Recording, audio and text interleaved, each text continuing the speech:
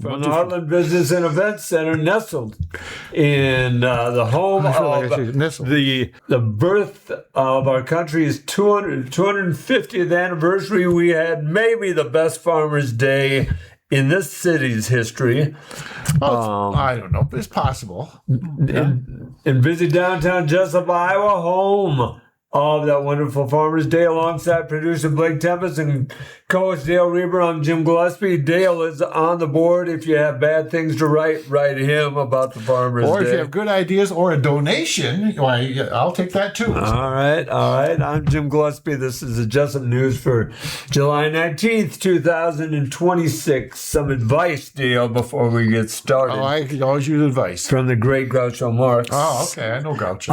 Outside of a dog, a book is man's best friend. Inside of a dog, it's too dark to read. Also, check out the podcast, What's Up with our friend Bubba Seaman. On that podcast, they talk about everything with everyone. Nothing is off the table, discussing real life with real people. The good and the bad, the highs and the lows, and everything funny in between. It's interesting, yet entertaining podcast with real people talking about what is up. Let's start with Farmers Day. As a board member, were you happy with Farmers Day? Well, you're never happy until you get a count of how much money we pay, because it's getting more and more expensive every year. And so that's how we're happy with the board, with a lot of it. Some things we need to do better. But the main thing this year is just what's the count going to be? Because we have a lot of extra expenses this year.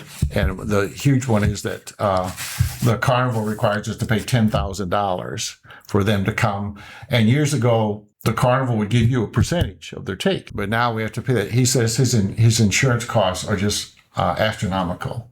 And if you look at it, if you insure that equipment, I know one of those rides cost him $1 million. And it's made in Belgium or the Netherlands or something, and then sent over and put together. And so they're very expensive, and you figure the liability insurance has got to be out of sight. If somebody falls out of one of those seats, why? Yeah. So anyway, his insurance costs, and so they've gone up so high, he's asking the cities where he goes to pay a certain amount. And our little chunk was $10,000, which is a lot for us. And so we're having to look for ways to try to raise that money in the future. So that was it. But otherwise, we had good crowds in the beer tent pays the bills for the most part, and we get 15% of the vendors' income gross.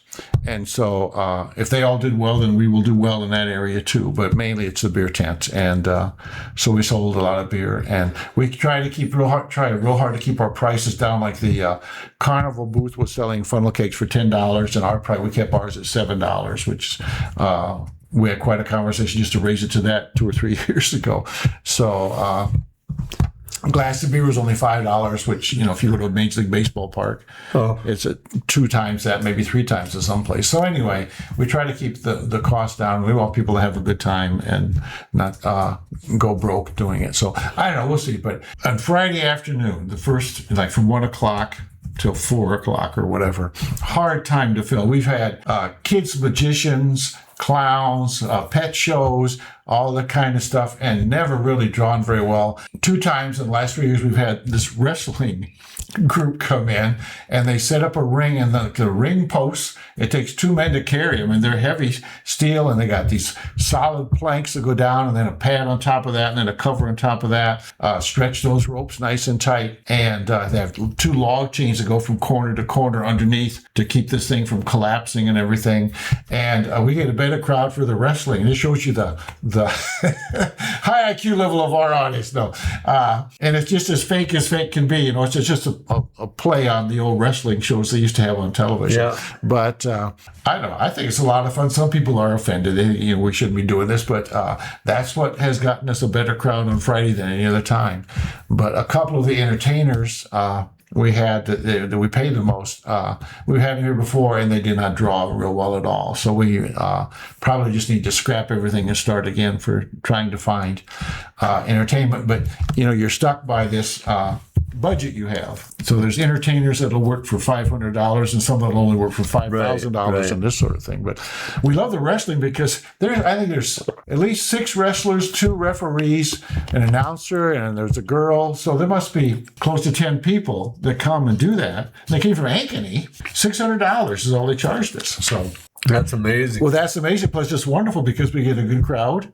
Plus, it doesn't cost us very much. Yeah. And then you spend $5,000 on some country western guy and nobody shows up, so I don't know. But anyway, what do I say? The Presbyterians, they had that breakfast Saturday morning. Right. And they had 249 people. That's a record for them.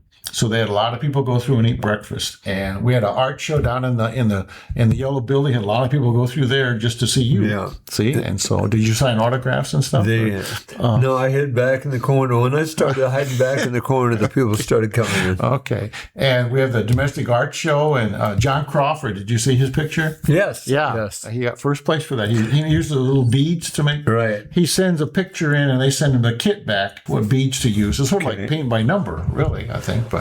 Anyway, he had that board and that he put just several different pictures put together that he made, and so John also won. There is a Steve Brown Art Center award that goes in the domestic show, and he also won that award. Yeah, so that worked really, really well. And I don't know if anything else. Oh, we had the town. I thought looked really nice. We put up around 550 flags. We had lined Main Street and 6th Street and around the corners, and so we put those up. A little over a week ago, and then we took them down Sunday night at 4:00, and we had a lot of people help, and so we just have a trailer with a rack on it, go down the middle of the street, and we just pull the flags and roll them up and put them on the. We thought about leaving some up because they want flags up for RAGBRAI, and we thought about leaving some up, but then some people will trim around the flag when they mow their lawn. Others just let the grass grow. Yeah. Because you tell they had a riding mower and they were not getting off the mower. So we decided just to pull them all, and then a group will set them back up again. It's supposed to be the city's group, not our group. So we use our volunteers twice. So we hope the city has their own volunteers to use. But they're going to put a bunch up along 6th Street up to Young Street, and then down to the post office on Young, and then back south again to South Street, so that the riders have that's where they're supposed to go, is through Jesup like that. Okay. So that's coming up. So I don't know. Parade. Did you notice the girl on stilts on the parade? Didn't know. Okay, well that was new. At KWWL, the weather team come through.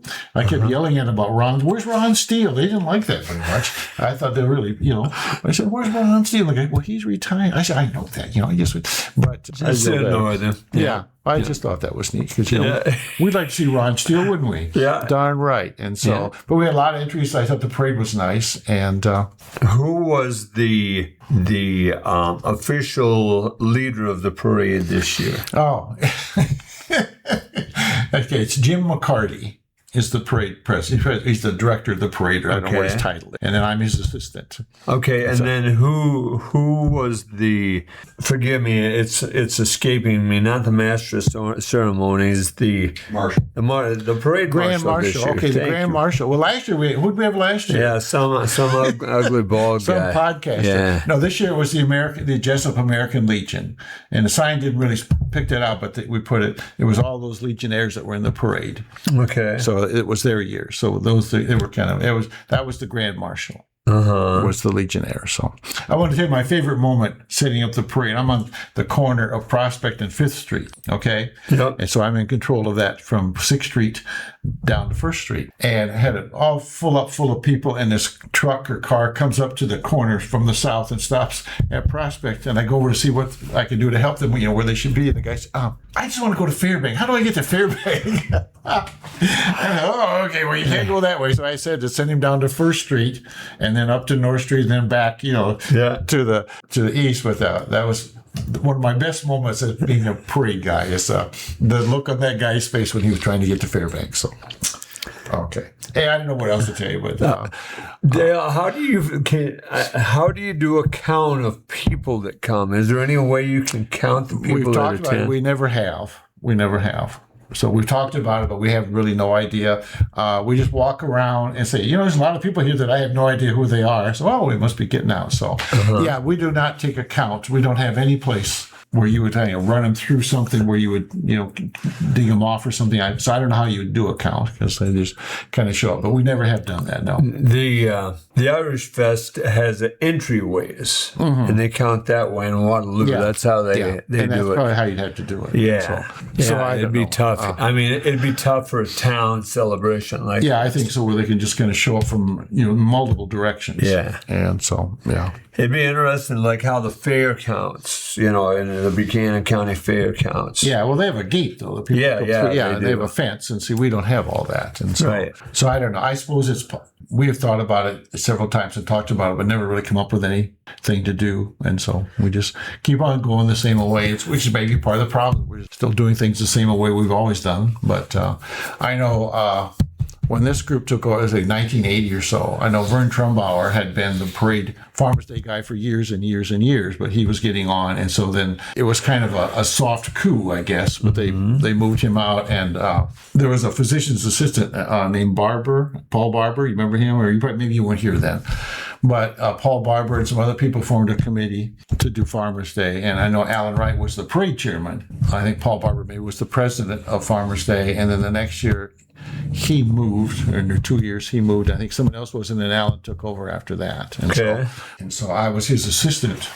And so I thought I would move up to be the parade director, but instead I stayed the assistant, and Wayne Natvey became the parade director. I said, okay. So I've never been the director of any. I'm always the loyal assistant. That's not a bad thing. Actually, it's a kind of a nice place to be. So just try to help out as much as you can. So a little bit about the big art show that we had down in Thompson's building. It was I can't thank the Thompsons, Beth Stanek, the company that builds the ramps into houses enough for allowing us. It was perfect. We had it from 12 to 5, and the sun was behind us both days. It was nice in there. It was cool inside. Big door open and everything, but it was nice. Yeah.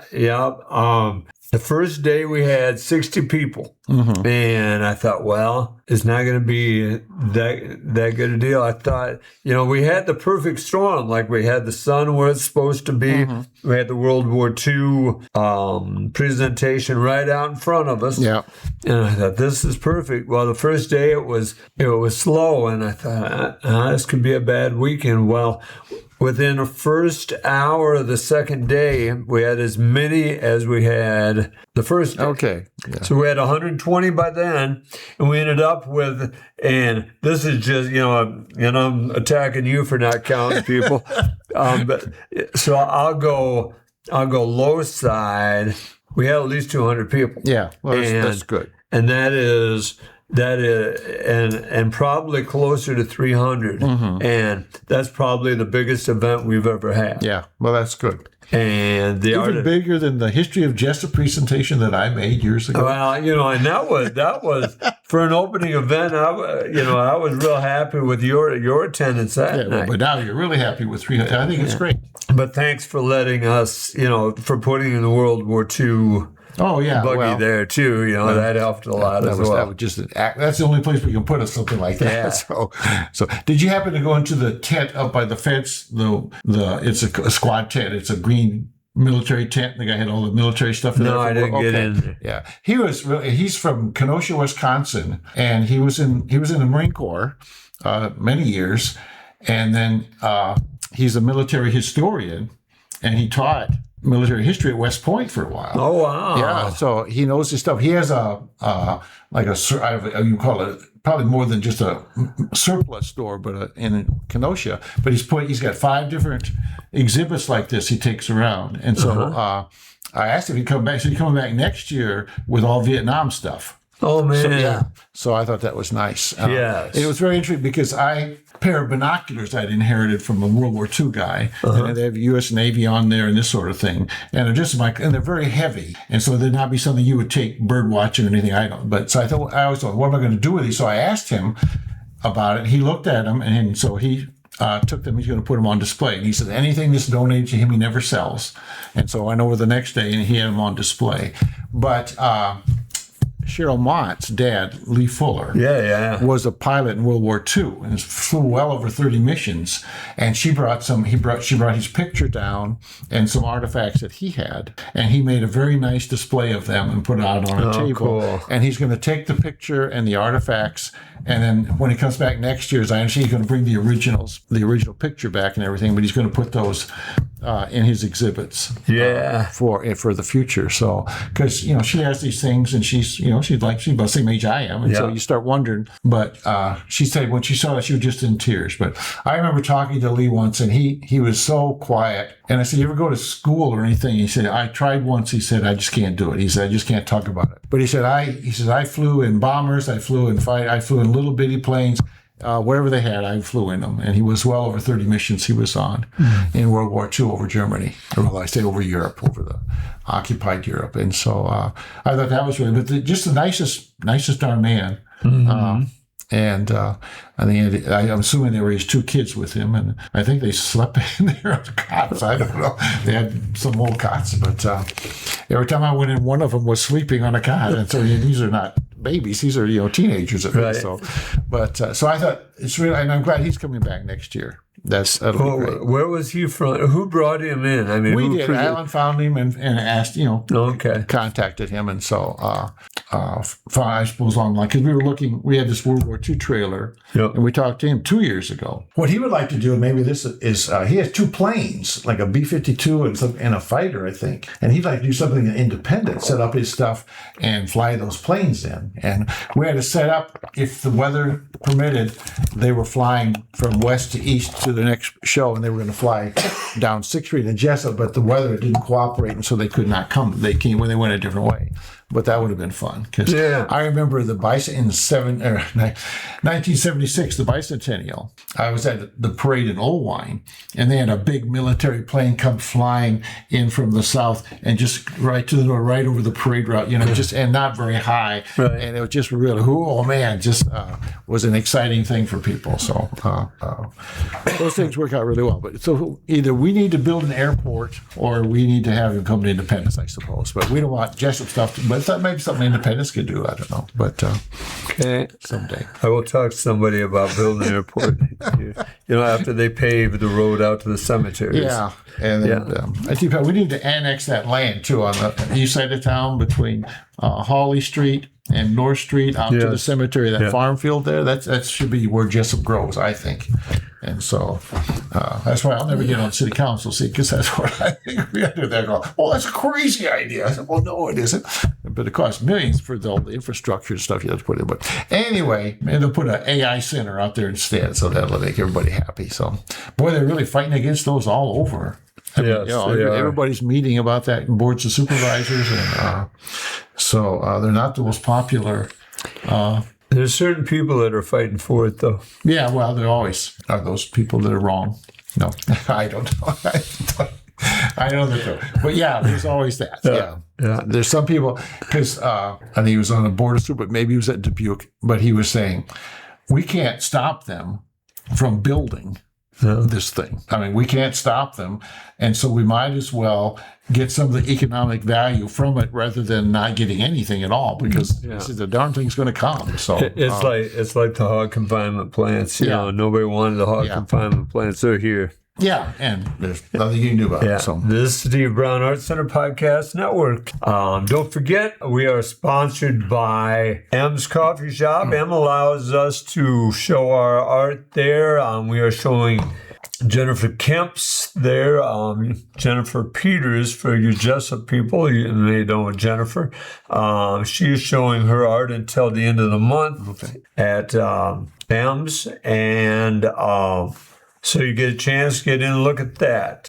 This Steve Brown Art Center Podcast Network. We'll be right back. You can go with it. This Steve Brown Art Center Podcast Network. Dale, the soccer, it's almost over. Yeah. Who won that bet we had? I forget. Oh, well, I do. Who said that U.S. would get in the top 6? And you said they'd get in the top 8. So I think you missed. So I missed. You owe me 10 cents. I owe you. I owe you a lot. So a dime will cover it. Okay, well, we don't thank want to you. get in trouble with the IRS or anything. So Spain, the team was supposed to be France of the Final Four. Yeah. And Spain shut out France last night. Now today it should be over by now. It was England and Argentina. Thank you for the other finalists. And that guy we really love from Argentina. Yeah, he's our favorite player. From Argentina. Yes. Make sure it's Argentina. He's from Argentina. Yes, he is. What's his name? Messi. Yeah. We really like him. Honestly, we do. So they have the golden boot. And he is in the lead with Mambani for the most goals. Okay. And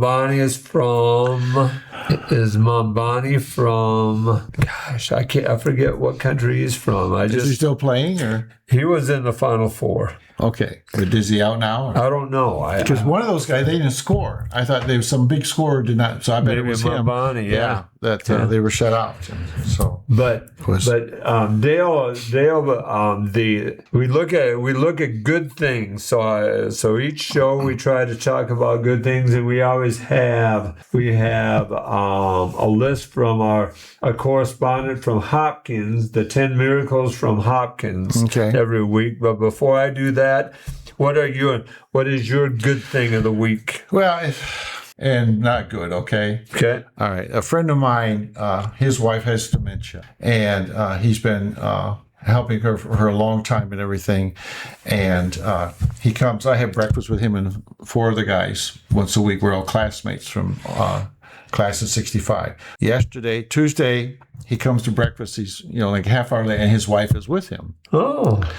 And he said, we're on our way to Walmart to buy a TV. And we all said, okay, yeah. And she says, why are we buying a TV? Well, because she's moving into like an assisted living place. Oh, okay. And needs a television. I'm not sure. She's a little unsure of that. But as we talked with her, and we kid around with her and this sort of thing, but I really think it's going to be so much better. She's going to be so much safer there, and it's going to give him a little breathing. I mean, when you're almost 80 years old and you're a 24-hour caregiver, that's tough. And so I thought this was a good thing for both of them. Yes, I really did, and so I'm real happy for him because. Even though, it's not my wife, I'm not related or anything, but you get involved with people and you worry for them and you wonder how things are going to turn out. And I think this is a very good way of it's good for her and it's good for him. And she didn't have to fall down the stairs or get lost in the woods or anything to get it to happen. They just decided we need to do this. And I don't know how much of it she understands, but she seemed to be in a good mood about the whole thing. Talking with her there, so that's what I'm thinking today. That is a good one. Well, at the Big Arts show, there were many people that came in and said hi, and many former students, and that's always people, nice to see. And people that remembered Brown and wanted to celebrate Brown, and late on Saturday as we were closing up. Paul Yeager came in. Oh, did he really? I really, he said I was in town. They had a football reunion out at the golf course, and he said I really want to stop in and say hi to you and try to see Dale downtown. And I don't know if you saw him when he was downtown, but might have been one of my nap breaks. He's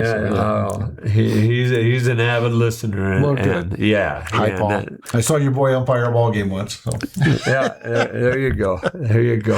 But I really enjoy, Paul is such a kind person when it comes to the show. But his whole family was. Yes. But here is the 10 miracles from Hopkins this week from our correspondent, Katie Belvins. Katie is the daughter of Tim and Diana Kelly. She is married and lives in Jesup. And we were talking about this, and I said, she's so positive. She has a great view on life. And I said, well, Katie, she says, I write 10 positive things down when I get up in the morning and 10 good things about life at night. Okay. And so we'll give us 10 every week. So here they are. Number 10, donating to a charity or a great cause. That is a great one. I need to talk about who does this for a clean house. Yeah. Yeah. Okay. I saw one of those once. So, yeah. Number 8, having a true friend, a friend that spans the years. Yeah. Time changes us, but our friendship is bigger than anything else. This friend's name is Cassie. Number 7, birds on the feeders. That's a neat sight. I love birds on the feeders. Many people get great satisfaction out of watching birds at the bird feeder. Yeah. Number 6, a new landscaping project. Number 5, freshly mowed grass. Number 4, a clean craft space to make art. Okay. Every artist goes through this issue. Number 3, listening to a pastor's message on a Sunday morning and finding so much joy in the gift of Sunday and worshiping with others far and wide. Number 2, kittens playing outdoors. It's so fun to watch them chase each other all the way up a tree. Nerve-wracking, but fun to see. There's always at least 1 or 2 litters on Hopkins Street, and they usually chase each other up and down the tree as they learn and grow. My cats get curious, but the feral cats are cute as can be this year. Life is tough sometimes. It's hard to come up with miracles, and today is one of those days. Today I'm counting my blessing of being granted good health in this day. There is many illnesses and diseases that rob us of loved ones far too soon, more than I can even say in one paragraph. So that's neat. Yeah. So the Steve Brown Arts Center Podcast Network. So some of the things coming up before we get back to Farmers Day, Dale. We have a plein air event now. It will be, as this comes out Monday, it will be the 23rd in Independence during RAGBRAI. Now, before I continue about the plein air event, Right.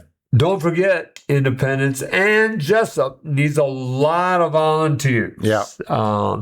You bring in 20,000 people, and they need information. They need beer poured for them. They need probably their feet rubbed. I bet they would take a foot massage. They need a lot of things. Or even just picking up trash, or helping people find what they need to find, or keeping the water flowing, that sort of thing. There's just lots of little jobs. Yeah, so make sure if you're looking to volunteer, or if you get a chance, and the difficult thing on RAGBRAI coming through on a Thursday is people are working, the people that work out of town, it's hard for them. But there's with summer on, there's a lot of kids available to volunteer, and then at night especially, RAGBRAI is famous for its nighttime activities. There's a lot of need at night. So please, you get a chance, volunteer. But I am volunteering that day. Are you? At M's Coffee. Mm-hmm. M is so kind to the Steve Brown Arts Center, and I heard M and Tammy and Mackenzie talking one day about how Tammy got there right after they opened last time that they came in, and there was a line of 200 people waiting to use their bathroom. Okay, yeah. And I looked at her, and I could just see the panic on her face, like, what are we going to do? Not that I could fight people away from their bathroom. I knew I could volunteer for them somehow. So I'm going to volunteer for them during that time. May I interrupt? Yes. That used to be a good source of revenue, where they had the bathrooms. You had to put a nickel in the door. Yeah. So I was maybe 16, 17, and my sister-in-law had someone coming in on a plane in Waterloo. So I drive her over there, and we're in the waiting area, and she asked me for a nickel. And I said, well, what do you need a nickel for? Well, I just need a nickel. Give me a nickel.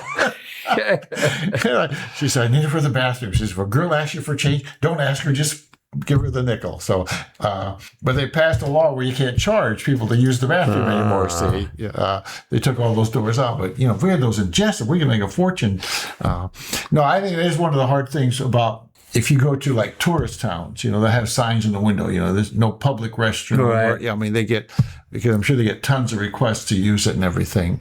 And I always think to me, that's a little put offish, hey, people need to go to the bathroom. But I always liked in Oldwine, it was the Chamber of Commerce building right in the middle of town. And they had public restrooms in there. Okay. And that was always, I thought every town should have that. Yes. All in one building, and they had, I don't remember how much space they had, but it was a really good thing. It is. The blue screen of death just hit us. Yeah, we're all right. We're okay. Well, we'll continue here.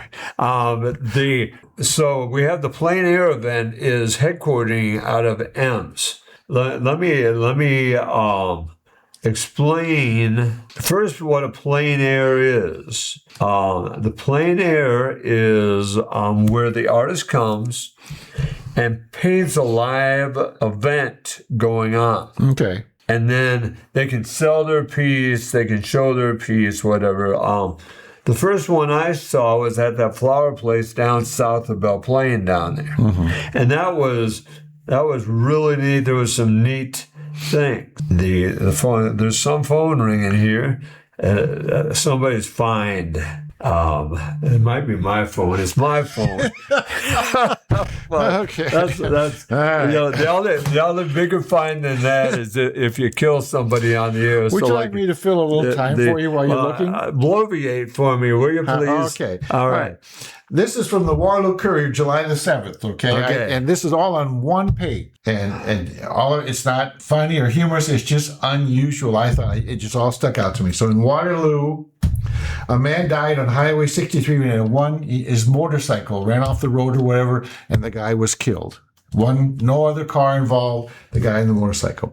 The same day in Coralville, a woman was killed after she was struck by two vehicles while she was standing on the travel part of the eastbound Interstate 80. Okay. Ventura, a Dyersville, a 14-year-old girl was killed in Clear Lake when two jet skis ran into each other, and this girl was killed. And in Waterloo, a woman dies after falling from a moving car. I saw that. Okay, this is all these four stories all on the same page, same day in the Waterloo Courier. I thought that is really, four really different ways of dying. Oh, it's tragedy. Yeah, but I think the guy in 63, I think I heard later, he was passing in a no passing zone, and it was slick, and he was speeding, but I don't know how a woman falls out of a moving car. I don't know why this woman was standing out in the middle of Interstate 80 and got killed. Two ski boats, or what do you call it? Jet skis could run into each other, like that. So anyway, I just thought that was very unusual. So you don't need to comment. But no. Okay. All right. I was in one of my customers for Milroy's. It was right across from an ice cream shop in Dubuque, and I was in there, and the guy that runs that library shop is pretty good friends of mine. He's very kind to me, and when I'll stop in there, and the young lady came in, and she was near that accident. She was telling us about that accident, that jet ski accident. Oh, okay. And, I mean, she obviously it shook her up. All right, I'm proud to announce that after, remember I read you that little bit about the Union soldiers finding Lee's battle plan wrapped around some cigars. Yes. Okay. On July the 6th, that was a clue on Jeopardy. Really? Yes. So, cool. Where Lee's plans were handed out with cigars. So the Morning Register had an article about how to save energy, which they have every year. And one of the things was setting your thermostat at 78 degrees for your air conditioner during the day. Yeah. Okay. So then a guy writes a letter to the editor a couple days later, just 2 sentences about the thermostat at 78, unequivocally, no. He says, other people can sweat all they want to, but he wasn't going to. Okay, way to go work for the team. So then someone was telling me the city sent out a letter saying we got a new recycling thing and giving it a 6-month trial. And one of the problems they had was people using that as a garbage dump. Okay, they would just throw their trash in there instead of recyclable stuff. And this guy was telling me that so-and-so said he's been doing that for years and he was not going to change. He didn't care if we lost the whatever or not. So I thought, well. All right. Well, back to the plein air event. Thank you for bloviating. That's all right. Well, Several I very good discuss things. rationally items of interest to all. Yes. The event schedule for the plein air event goes like this. Okay. The artists check in at 2 p.m. out in front of M's Coffee. A blank canvas will be stamped during that time. Okay. So that paint the canvas before they come, you know. Sure. So I will be the sign there to initial the back of their canvas. Then they go wherever in a certain area. Painting locations they could use, the Wapsipinicon and River Bridge, Mill Street and Historic District, Brimmer and Wapsie Mill and Dam Park, downtown storefronts and alleys are some places. They paint from 2 until 6, and then from 6 until 8, I believe the plan is out front of the Moloch Theater. They will show their art. Okay. It's hard to get artists to come on a weekday, to get them into 20,000 people. You know, Sure. I mean, it is. So it'll be interesting. It's one of the few times where I don't know how many people are going to be there. Mm-hmm. You have your wandering table out and around, or well, if you're working, you probably can't. Not that day because I'm working at M's. Okay. Good question. Yeah. So check out the plein air artists in the area on Thursday, if you can, please. Check out Nick Thomas's art at Gedney's. Nick donated several pieces to the C. Brown Arts Center, and we sold one of those pieces to Zach Knudsen. Okay, yeah, that was that big red one. Yeah, Headlines. He was very interested in that one. I had to be there when he was looking at it. And I guess he told you when he left he was going to be on it. Yeah. Yeah. Zach's been a kind supporter of the Steve Brown Arts Center. Then as always, we're showing art at M's Coffee Shop. We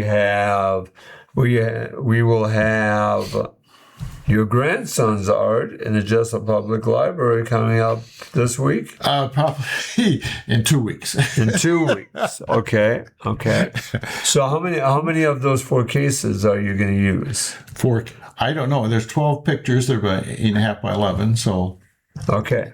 So I doubt I can get over there this weekend. I'll be gone next week, and so I'm sorry. But the week after that, I thought probably now we just for the month of August, or I don't know if you have lined up for August, or if you just want them for a few days or a week, it's whatever you want to do. All right. Well, I have another artist that is ready, so perhaps I'll get that artist set up. Okay. All right. And then we'll get them in August. Okay, that'd be fine. Yeah. The mural in Indy is finished, and to watch that, the steps of that were just incredible. Brownlee is her last name. You get online. First, check out the mural across in the old Hardig Drug Building right across from Gedney's. Okay. Remarkable. Jumps out at you. Beautiful. Represents independence. Represents red, white, and blue very well. Just well done. Okay. Just well done. The people pushing that, I know the tourism director Louise Thurm was involved in that. Nikki was involved with that at the Chamber of Commerce. Laces was involved with that. There was a good crowd, and that lady started. And I would go by there, and I wanted to talk to her so bad, and I thought, no, just stay away from her. Mm-hmm. She's working. Yeah. You know, people don't go to work to talk to people. They go to unless you're a reporter or a teacher. Yeah. Yes. But as well as people who's someone that keeps on talking when no one's really listening. That's a teacher. As you talked about John Crawford, and you get a chance to go to our Facebook page. John's pictures on that Facebook page. Nick Thomas is at Gedney's, and Nick's art is giant pieces as well. The Wandering Table will be out this week somewhere. Don't forget the 24-hour Mustang camera sponsored by Joe's Pizza in Independence and Manchester, and the Little Free Art House located near the administrative building of the Independent Schools. The Steve Brown Arts Center Podcast Network will be right back. The Steve Brown Arts Center Podcast Network, we're as we go into our third half of the show. That's right. Mathematically challenged, we're pure of heart. Dale has some breaking news here. Well, I don't know how breaking it is. A couple of things in Texas. There's a congresswoman in Texas who lives in an assisted living building for those who are getting dementia. Yes.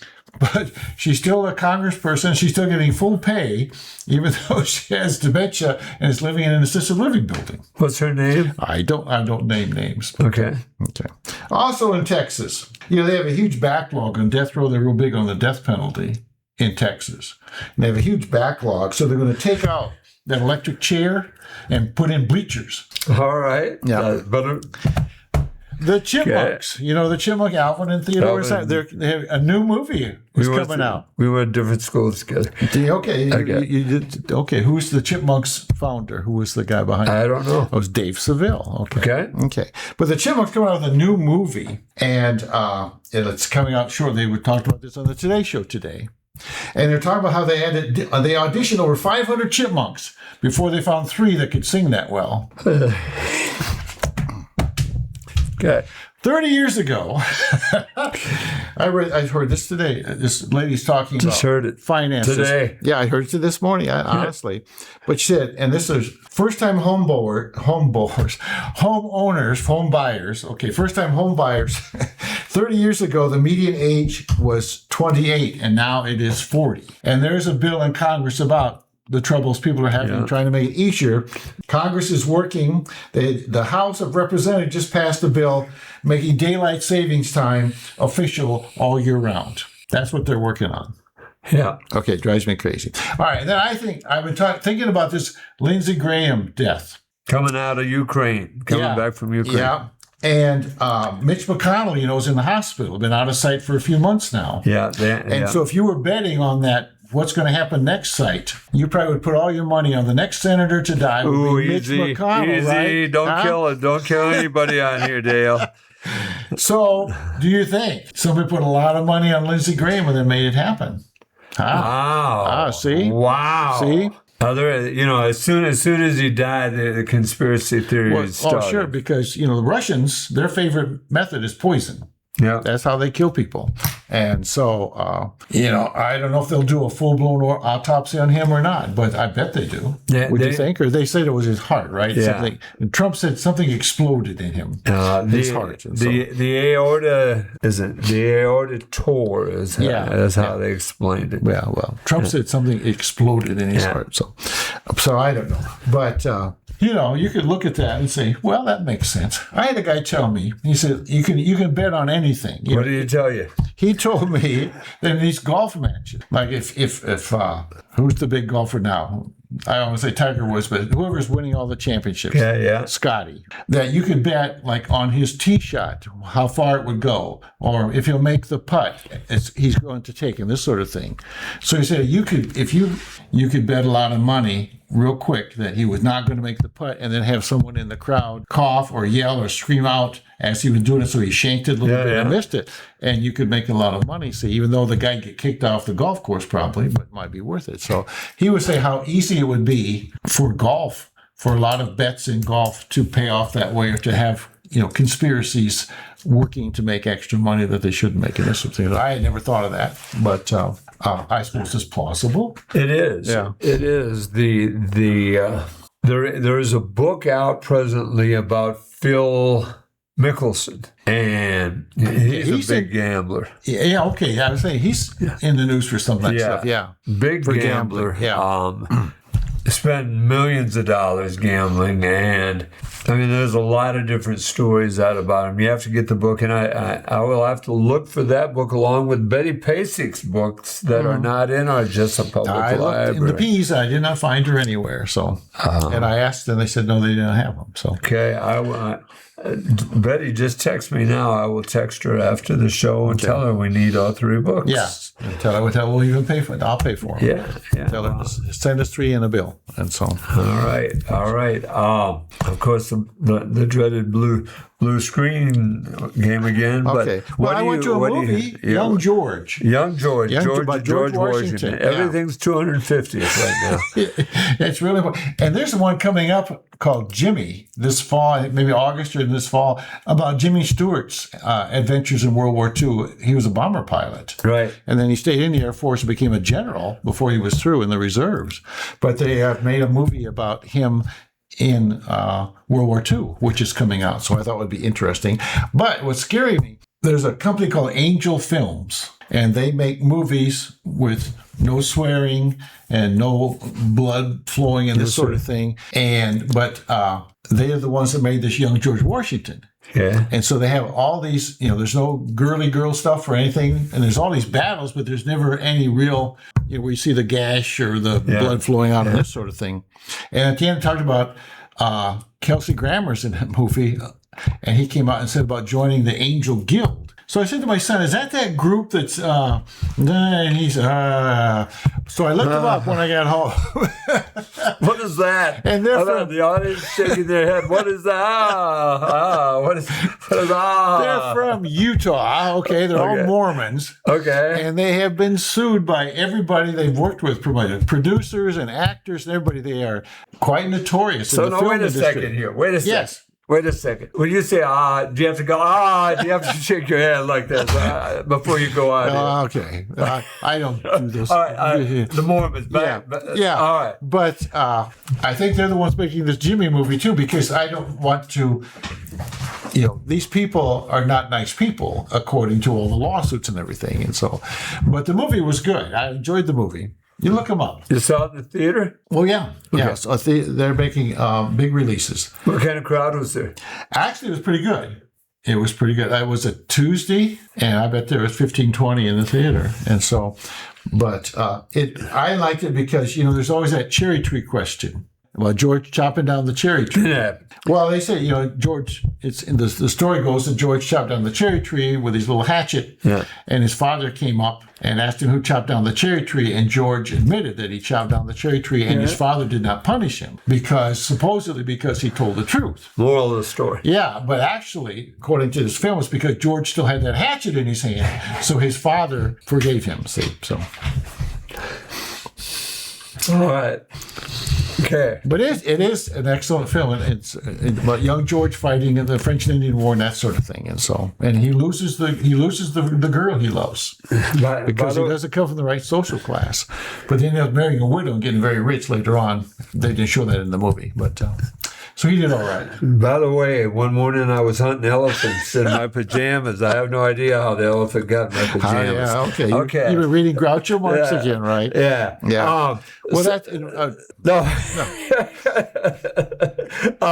No. So tell me, Dale. Yes. Would you continue to go to theaters? Theaters are pushing now to have like dining rooms in their theater and alcohol in their theater. You can get a bottle of wine to your seat and stuff like that. Would you continue to go?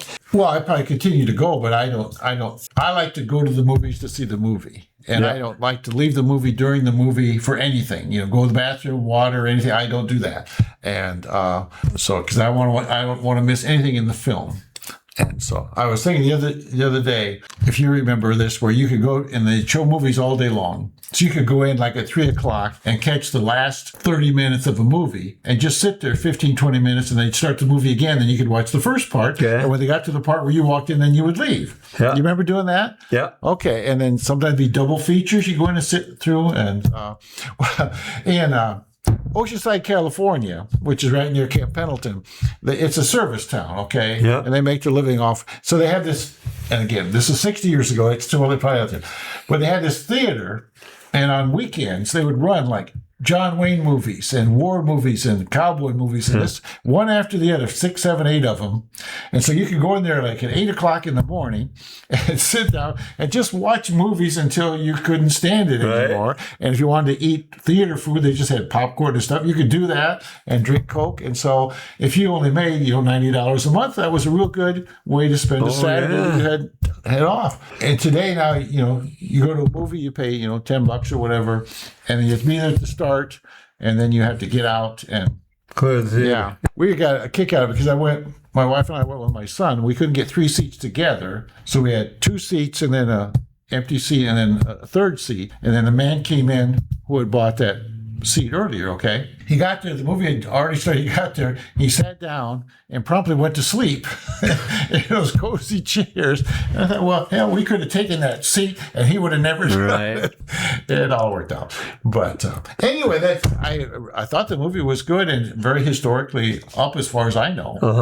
It went along with what I had read, all these years and everything. So, no, he had 4 bullet holes through his clothes and went through his hat, and he had 2 or 3 horses shot off from underneath him in this battle, and that's where he made his name and why he was. And what he did something, the most difficult thing in the world wasn't in the movie, but it was in something else where he had all the power and he gave it up. He did that twice.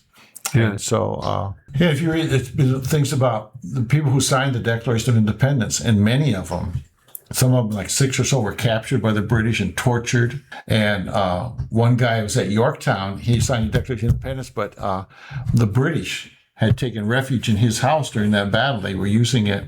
And he told the army guy, use your cannon, blow it down, his own house. And there were several people that they were quite wealthy, and they gave all their money and sold everything to support the revolution. And when the war was over, the Congress refused to reimburse them. And they died in abject poverty. Their wife, kids, the man, just so that that's some of the stuff I think that the new government doesn't want you to talk about that in school. They want you to talk about George Washington and the cherry tree, and not about how this country came up very rough and did some bad things to its own people, And that one poor old guy that broke the tie, signed the Declaration, he was on his deathbed, and he rode through the rain to vote yes to break the tie for the Declaration of Independence. And people don't know that. People that signed that declaration, they were saying, I understand. The British catch me, they will kill me for treason. And in those days, treason was still punishable against the king, by drawing and quartering. They would till you're almost dead, and then take you down and cut you into pieces. And I think I've talked enough to. That's all right. That's all right. You talk about the government as we come off a wonderful Farmers Day. My path to Farmers Day, and I didn't see a lot. I love the lemonade stand, and the they're going to be on the podcast. They went to Colorado last year. That's why we couldn't have them on last year for 3 months. I think they've given that up though. From what I heard. They have. So they're going to be on. Yeah, they both here have been very pleasantly surprised how well they did here. I mean, and very nice people. And I have to take contracts around to different vendors. They gave me a free glass of lemonade. That was my payola, I guess. But I thought that was really very nice. They're very nice people. So I had a path worn from the Thompson building to their stand. Okay. Yeah. Wild berry, cherry were my choices. Yeah. And then I would go over to Old Roy's. Yeah, I had a burrito there. After you had, I saw you eating that burrito. I went and got one myself, but I couldn't eat all of it like you did. I hadn't eaten all day, and that burrito. And I'm talking to the audience here, who I know there's several in this audience who may like to eat. That burrito is the size of a loaf of bread. I'm telling you, it was incredible. It's a good size, yeah. It was so good. Yeah. Oh my gosh, nice people. Hardworking, and and the reason I bring this up. We live in a country we shouldn't, we have wonderful things like Farmers Day. We shouldn't have people that don't have food. We shouldn't have people that don't have housing. Yeah. It defies understanding. You're in the richest country in the world, and there are kids that are starving. Yes. So, I don't understand it. So. All right. Well, if you'd like to donate to the Steve Brown Arts Center or have an idea for an event, go to stevebrownartscenter.org and follow the link. If you have news or would like to sponsor us, email us at jim@stevebrownartscenter.org or call 319-290-0241. Leave a message. We're always looking for new artists, and we met a lot of new artists at the art show on this year at the Big Art Show. I'm real happy about that. That was a good idea. Yeah. So how about next year? Medium art? We've had little, we've had big. We have plans, but I will share it off the air, Tal. I'm Jim Gillespie with Dale Rueber and producer Blake Tempus. Our thanks, as always, to Kelly C. Haas and Heartland Business and Event Center, our crowd of 100 here tonight, for allowing us to use their podcast equipment and studio. Thanks to the audience for bringing these stray dogs into your life. Remember, and I would like to say Blake Tempus volunteered to help us at the talent show on Farmers Day, and it takes a lot of people like that to make the thing go. It does. So it's not just 5 board members. There's lots of people involved, and it wouldn't happen without volunteers like Blake Tempus, a wonderful young man and quite good looking too. So. There you go. Remember, each day is about little victories.